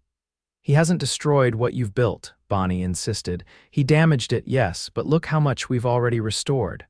She gestured to the mended porch, the replanted garden beginning to show green shoots. "This place has strong foundations, Keegan, like its owner." Their eyes met, and something passed between them: understanding, acknowledgement, perhaps even the beginning of love. Keegan reached for her hand, his calloused fingers gentle against her skin. "Thank you for being here," he said simply, "for seeing what this place could be, even in ruins." "Thank you for letting me be part of rebuilding it," she replied. That night, for the first time since their arrival, Keegan didn't sleep on the pallet in the main room. The second bedroom had been fully repaired, and he took his place there, just across the narrow hallway from Bonnie. The proximity created a new awareness between them, a tension both sweet and unsettling. Tim Miller, the young deputy sheriff Tanner had assigned, rode out every other day as promised. He brought supplies, carried letters to and from town, and reported no sign of Wade Hollister or his men in the vicinity. As weeks passed with no trouble, Bonnie began to hope that perhaps the danger had passed, that Hollister had moved on to other targets, other vengeance. But Keegan remained vigilant. He never ventured far from the house without his rifle, kept his Colt always within reach, and insisted Bonnie learn to handle a shotgun just in case. She proved a surprisingly good shot, her steady hands and keen eye compensating for her initial reluctance to handle firearms. "I pray you never need to use it," Keegan said after one practice session where she'd hit 5 out of 6 targets. "But if trouble comes, at least you can defend yourself." "Let's hope it doesn't come to that," Bonnie replied, though she too had begun scanning the horizon more carefully, startling at unexpected sounds. It was nearly a month after their arrival at the ranch, with summer beginning its slow transition toward autumn, that Tim Miller brought news that shattered their fragile peace. "Marshal Davis's posse caught up with part of the Taylor gang near the Colorado border," he reported, accepting a cup of coffee from Bonnie. "2 men killed, 3 captured, but Hollister wasn't among them." Keegan's expression hardened. "Did they say where he might be?" Tim nodded grimly. "That's why I rode out straight away. One of the captured men talked, said Hollister had unfinished business in Wyoming, something about settling a score with a former ranger." Bonnie felt cold despite the warm day. "Did he say when, or how many men Hollister has with him?" "Just that it would be soon," Tim replied. "As for numbers, at least 4, maybe more. Sheriff Tanner's organizing extra patrols around town, but he's worried about the outlying ranches too." "He should be," Keegan said grimly. "Hollister won't come at me direct. He'll strike where I'm vulnerable when I least expect it." His gaze moved to Bonnie, worry evident in his eyes. "Perhaps you should return to town. It would be safer." "No," she interrupted firmly. "We've had this discussion. I'm not leaving you to face this alone." Tim cleared his throat awkwardly. "Sheriff thought you might say that, Miss Preston. That's why he sent this." He reached into his saddlebag and withdrew a small parcel wrapped in oilcloth. Keegan unwrapped it to reveal a Colt revolver, smaller than his own but well-maintained, with a box of ammunition beside it. "Sheriff says a shotgun's fine for home defense, but this is easier to keep on you at all times," Tim explained. "He also says," he hesitated, clearly uncomfortable. "Says what?" Bonnie prompted. "That if you two are living together out here, you might as well make it proper." Tim's face reddened. "His words, not mine, madam." Keegan's jaw tightened, but Bonnie surprised them both with a laugh. "Sheriff Tanner joins the matchmaking committee, I see." "Martha must have recruited him."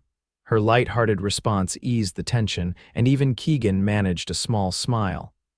"Tell the sheriff we appreciate his concern and the weapon. As for the rest, that's between Miss Preston and myself."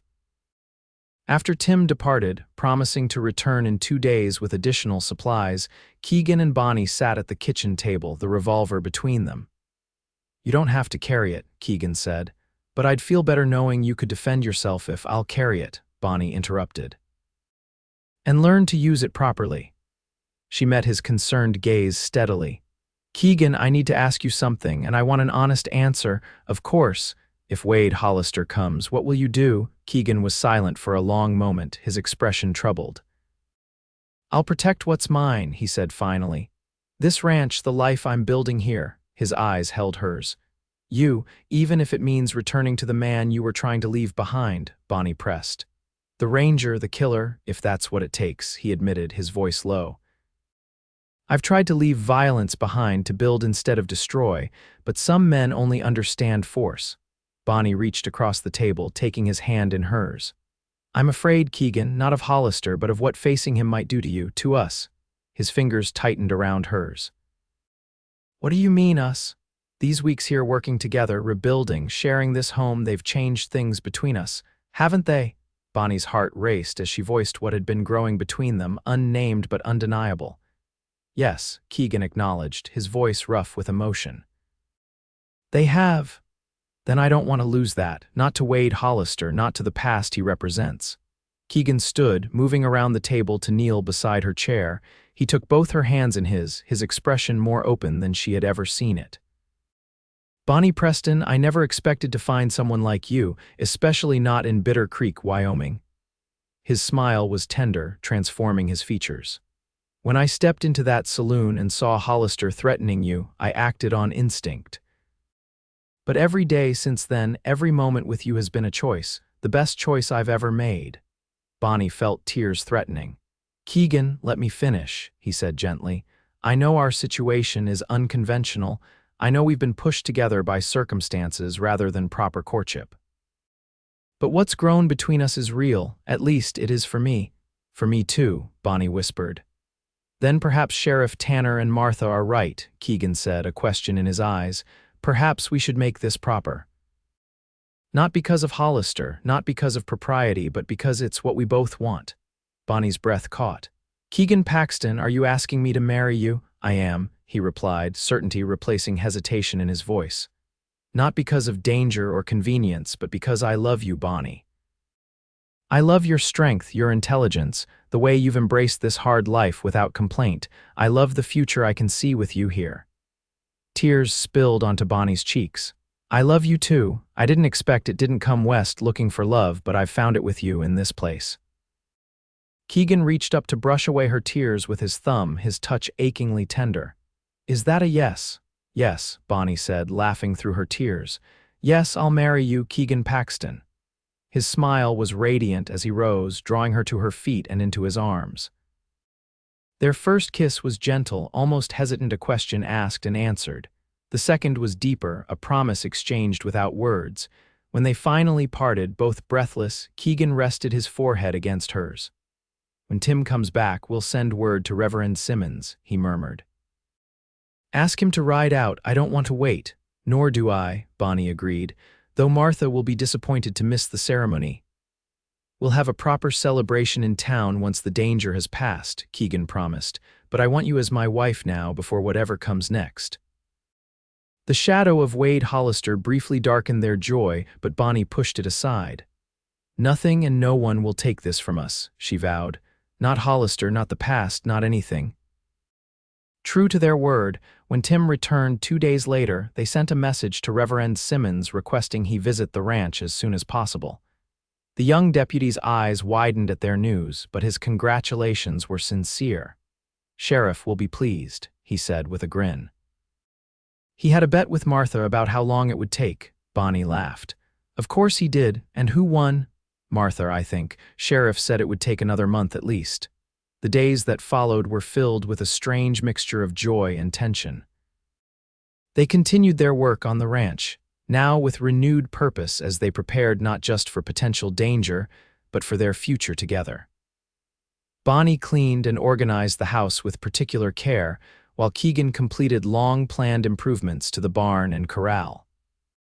In the evenings, they sat closer together, their conversations more intimate, their dreams for the future more concrete. They spoke of expanding the herd, of adding rooms to the house, of children running through the meadow that stretched behind the barn. The specter of Wade Hollister remained, but it no longer dominated their thoughts. Reverend Simmons arrived 5 days after they sent their message, accompanied by Sheriff Tanner and, to their surprise, Martha. "You didn't think I'd miss this, did you?" The older woman said, embracing Bonnie warmly. "Not when I've been praying for it since the day you two rode out together." The ceremony took place that afternoon on the porch of the ranch house, with the Wyoming mountains as witness. Bonnie wore her best dress, the cornflower blue she had worn on their first proper outing together, with wildflowers from the meadow woven into her hair. Keegan, freshly shaved and in his Sunday best, watched her walk toward him with wonder in his eyes. "Dearly beloved," Reverend Simmons began, his voice carrying in the clear mountain air, "we are gathered here today to join this man and this woman in holy matrimony." The words were traditional, timeless, spoken over countless couples throughout history. But for Bonnie, standing before Keegan with their hands joined, it felt entirely new and miraculous. This wasn't the marriage she had been raised to expect: no grand Boston church, no society guests, no lavish reception. Instead, it was simple, honest, and infinitely more meaningful. "I, Keegan, take you, Bonnie, to be my lawfully wedded wife," Keegan said, his voice steady as he repeated after the reverend. "To have and to hold from this day forward, for better, for worse, for richer, for poorer, in sickness and in health, to love and to cherish, till death do us part." When Bonnie spoke her own vows, she was surprised at the strength in her voice, the certainty in her heart. This man, this former ranger turned rancher, with his quiet strength and unexpected gentleness, had become her world in just a few short months. "By the power vested in me," Reverend Simmons concluded, "I now pronounce you husband and wife. You may kiss your bride." Keegan's kiss was reverent yet passionate, a promise sealed before their small gathering of witnesses. When they turned to face their friends, Bonnie saw tears in Martha's eyes and approval in Sheriff Tanner's weathered face. The celebration that followed was modest but joyful. Martha had brought a small cake, and Sheriff Tanner produced a bottle of good whiskey. They toasted the newlyweds, shared a meal at the table Keegan had rebuilt with his own hands, and watched the sunset paint the mountains in gold and crimson. As darkness fell, their guests prepared to return to town. Sheriff Tanner took Keegan aside for a private word while Martha embraced Bonnie once more. "I'm so happy for you, my dear," the older woman said. "You've found a good man, and he's found the partner he needs. Thank you, Martha, for everything." Bonnie squeezed her hands.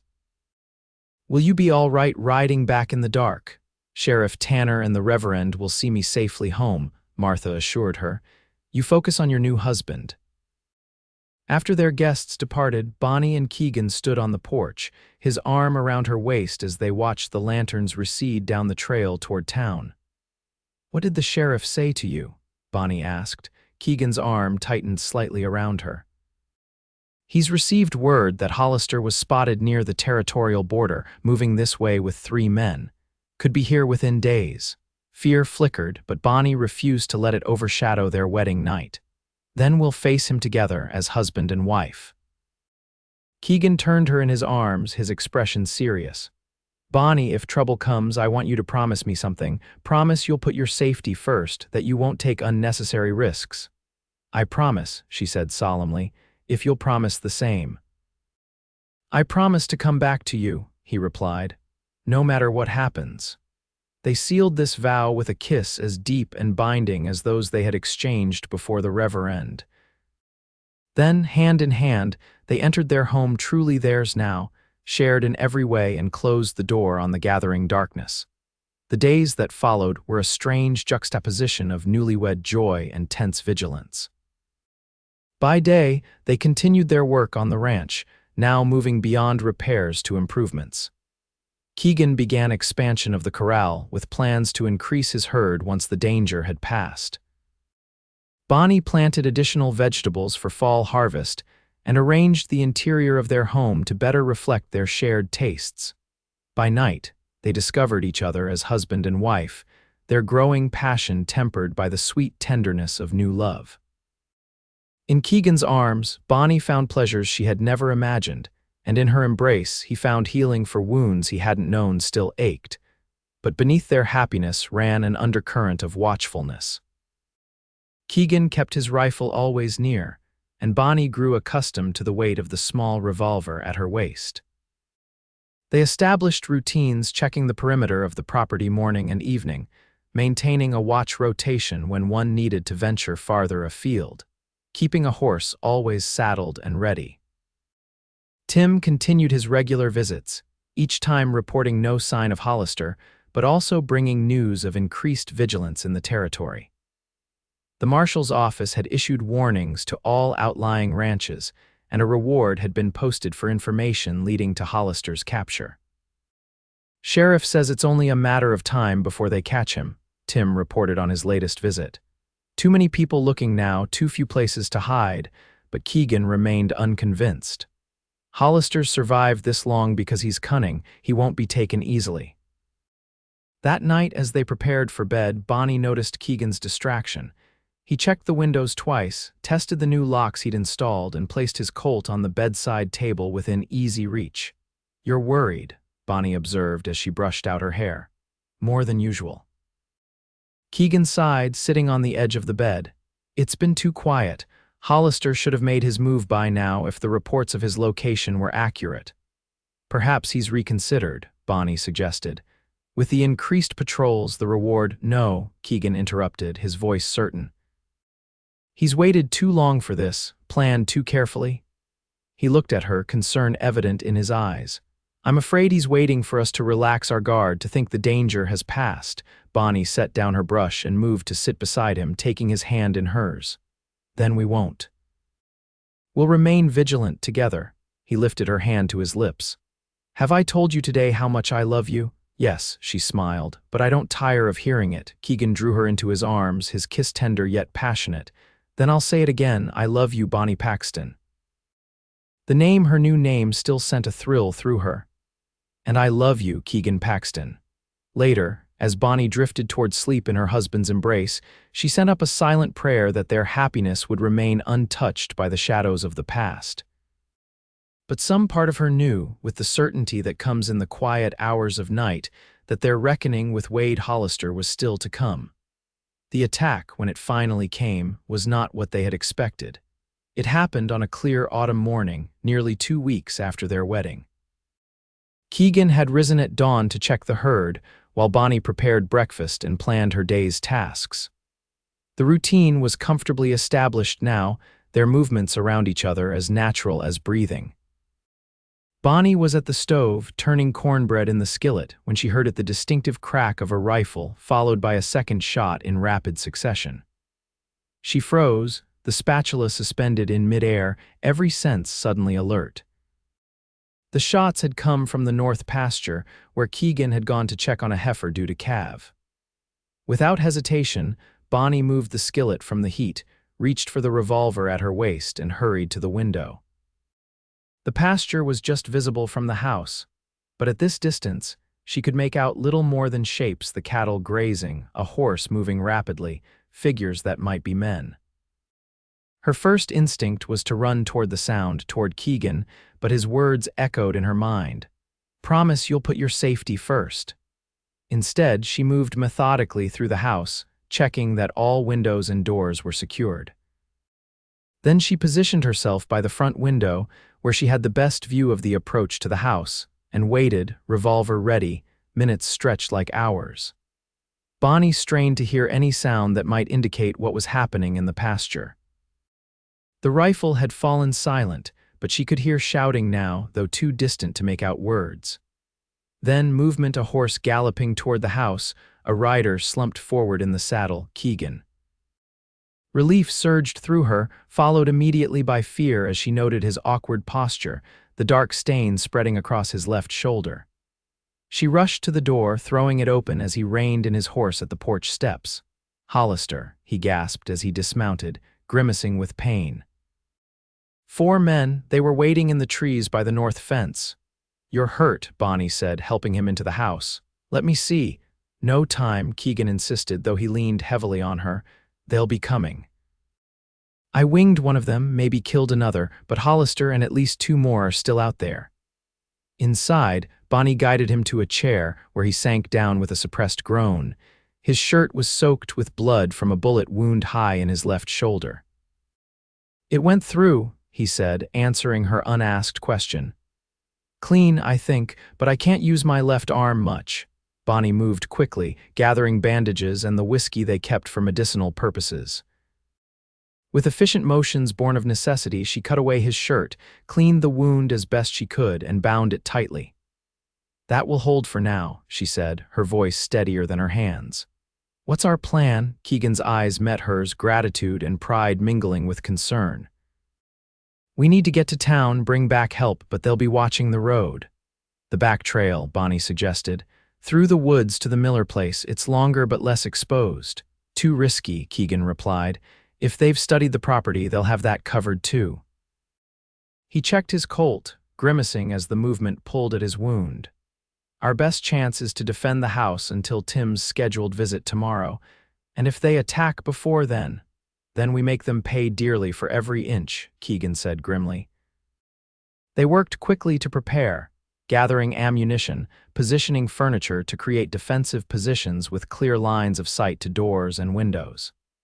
Keegan, despite his injury, moved with the practiced efficiency of a man who had faced similar situations before. Stay away from the windows, he instructed. If they know I'm wounded, they'll try to draw us out or flush us into the open. As if summoned by his words, a voice called from the direction of the barn. Paxton, come out and face me like a man, Keegan's jaw tightened. Hollister. Let Clara's brother take vengeance for what you did, the voice continued. Or are you hiding behind a woman's skirts again? Bonnie saw the barb strike home in the tightening of Keegan's expression. Don't listen to him, she said quietly. He's trying to provoke you. I know his tactics, Keegan replied, though his voice was tight with controlled anger.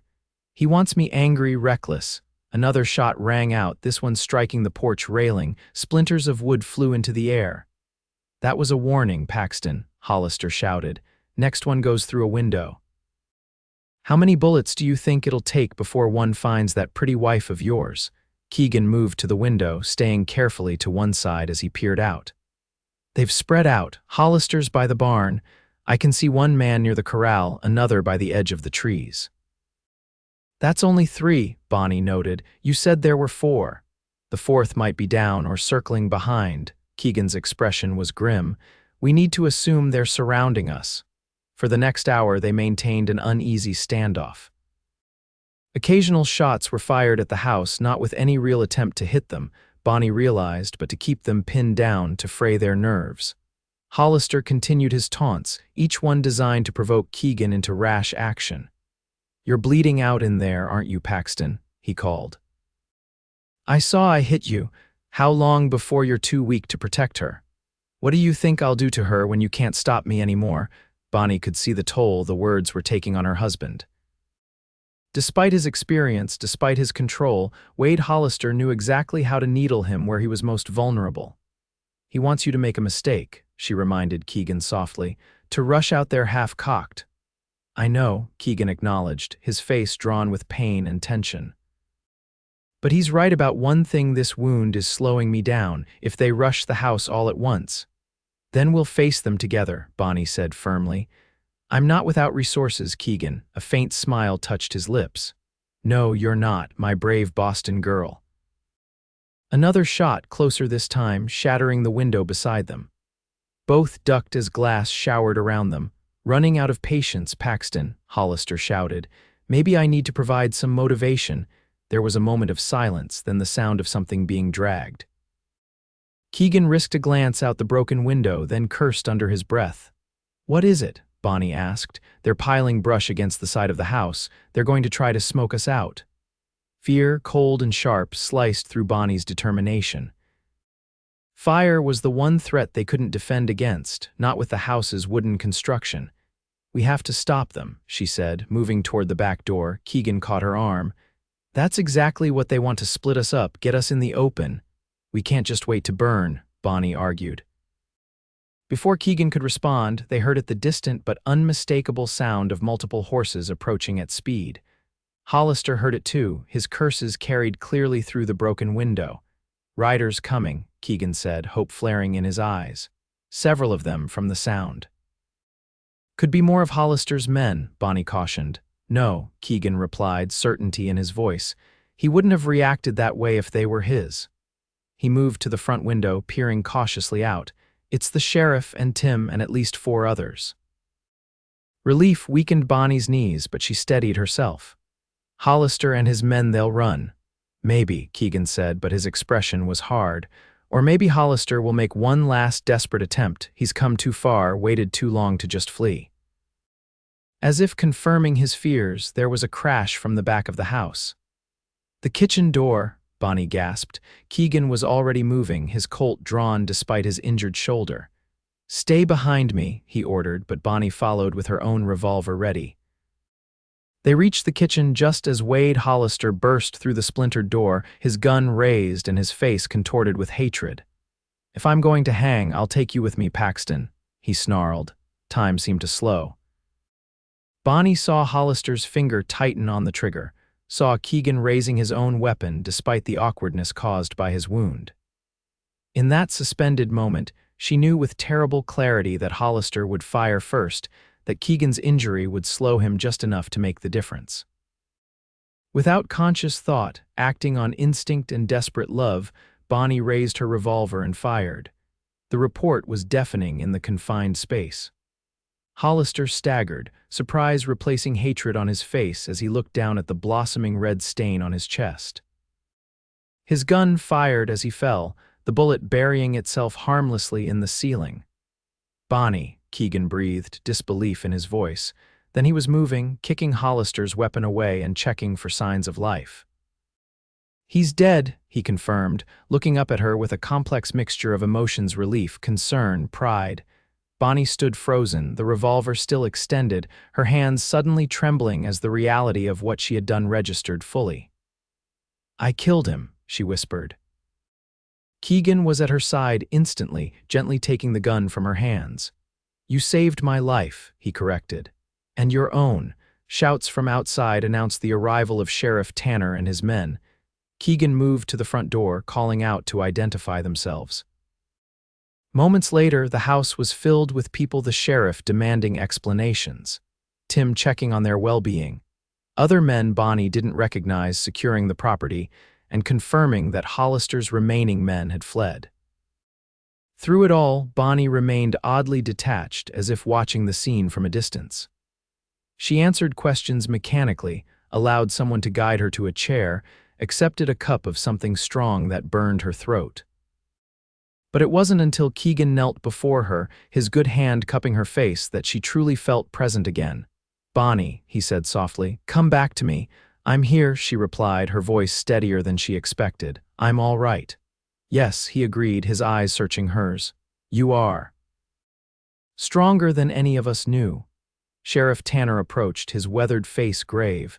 "Mrs. Paxton, I need to ask you about what happened."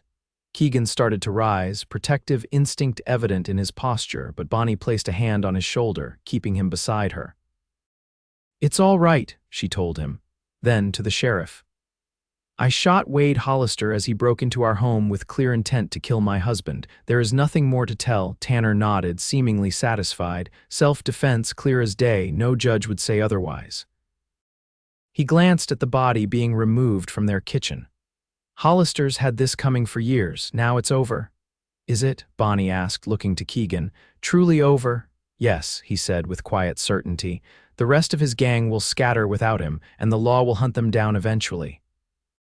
The remainder of the day passed in a blur. Keegan's wound was properly treated by the town doctor who had accompanied the sheriff's party.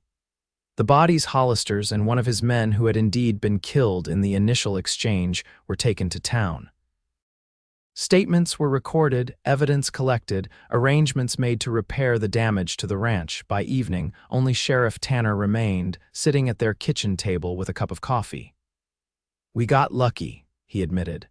"Tim here was worried when he saw smoke from your direction.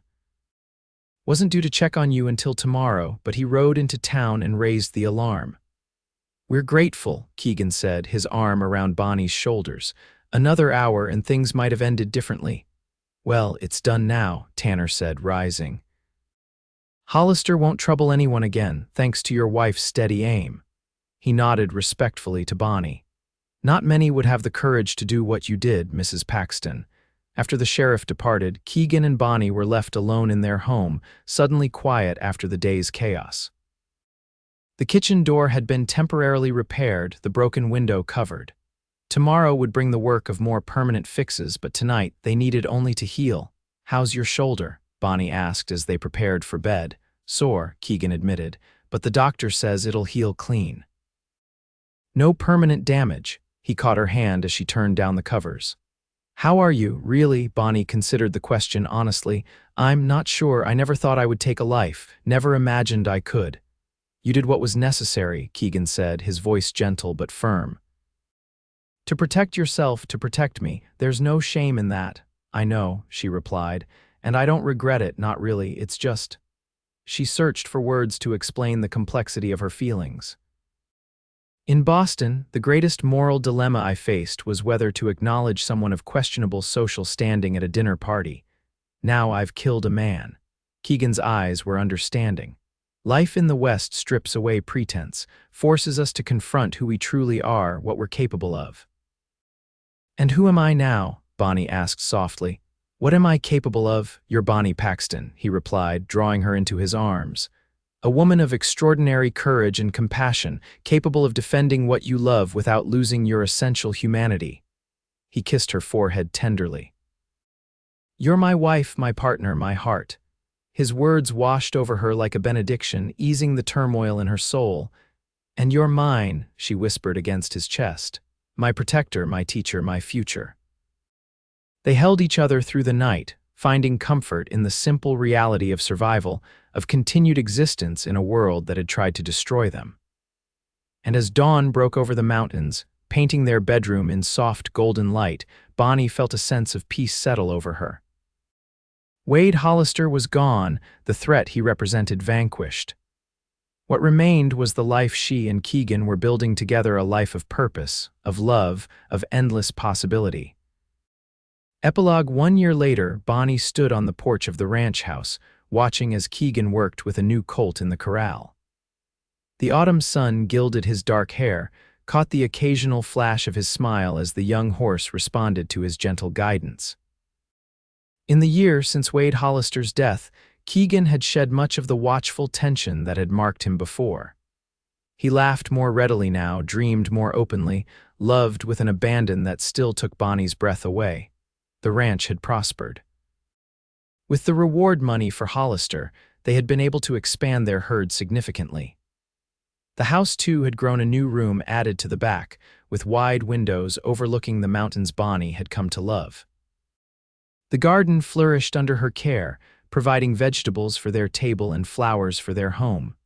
Most precious of all was the small cradle that sat in their bedroom, awaiting its occupant. Bonnie rested her hand on the gentle swell of her belly, feeling the flutter of movement beneath her palm. Their child, a son or daughter who would grow up in this beautiful, wild place, knowing only peace and love. Keegan looked up from his work, catching sight of her on the porch. His face transformed with a smile that was for her alone. He said something to Tim Miller, now a regular hand on the ranch, and strode toward the house, removing his gloves as he came. "Shouldn't you be resting?" he asked as he reached her, though there was no real admonishment in his tone. At 6 months along, Bonnie was still active and energetic, much to the amazement of Martha, who visited regularly from town. "I'm pregnant, not infirm," Bonnie replied with a smile, leaning into his embrace. "Besides, I wanted to watch you work. You're magnificent with that Colt." "Flattery will get you everywhere, Mrs. Paxton," Keegan murmured against her hair. His hand joined hers on her rounded belly. "How's our little one today?" active, I think we may have a future bronc rider on our hands." Keegan laughed, the sound rich and free in a way it hadn't been when they first met. "God help us if that's true." They stood together, watching the sun begin its descent toward the mountains. In the distance, their cattle grazed peacefully on land that was truly theirs now, not just legally, but in the deeper sense that comes from defending what you love, from building something that will endure. "I was thinking," Keegan said after a comfortable silence. "If it's a boy, what about naming him after your father?" Bonnie looked up, touched by the suggestion. "James would be a fine name," she agreed, "and if it's a girl," Keegan considered. "Clara," he said finally, surprise flickered through Bonnie, "after Jacob Hollister's wife." Keegan nodded, his expression thoughtful. "I couldn't save her, but in a way her death led me here to Wyoming, to this ranch, to you. Naming our daughter after her feels like redemption somehow, a way of honoring the past while embracing the future." Bonnie turned in his arms to face him fully. "Clara Paxton," she said, testing the name. "It's beautiful." "Like her mother will be," Keegan replied, brushing a strand of hair from Bonnie's face. "Have I told you today how much I love you?" "Yes," she smiled, "but I don't tire of hearing it." "I love you, Bonnie Paxton," he said solemnly. "More with each passing day." "And I love you, Keegan Paxton," she replied, "now and always." Their lips met in a kiss that still held all the wonder of discovery, now deepened by shared trials and triumphs. When they parted, Bonnie rested her head against Keegan's chest, listening to the steady beat of his heart. From the ashes of her old life in Boston, from the danger and uncertainty of her arrival in Bitter Creek, from the moment when she stood cornered by outlaws at a saloon door until a cowboy drew his Colt and said, "Over my dead body," from all of this had grown something precious and enduring. A home. A family. A love strong enough to overcome the shadows of the past and illuminate all their days to come. As the sun touched the mountains, painting the Wyoming sky in shades of gold and crimson, Bonnie and Keegan Paxton stood together on the porch of the home they had built, the life they had chosen, and the future they would share, wild, free, and boundlessly hopeful.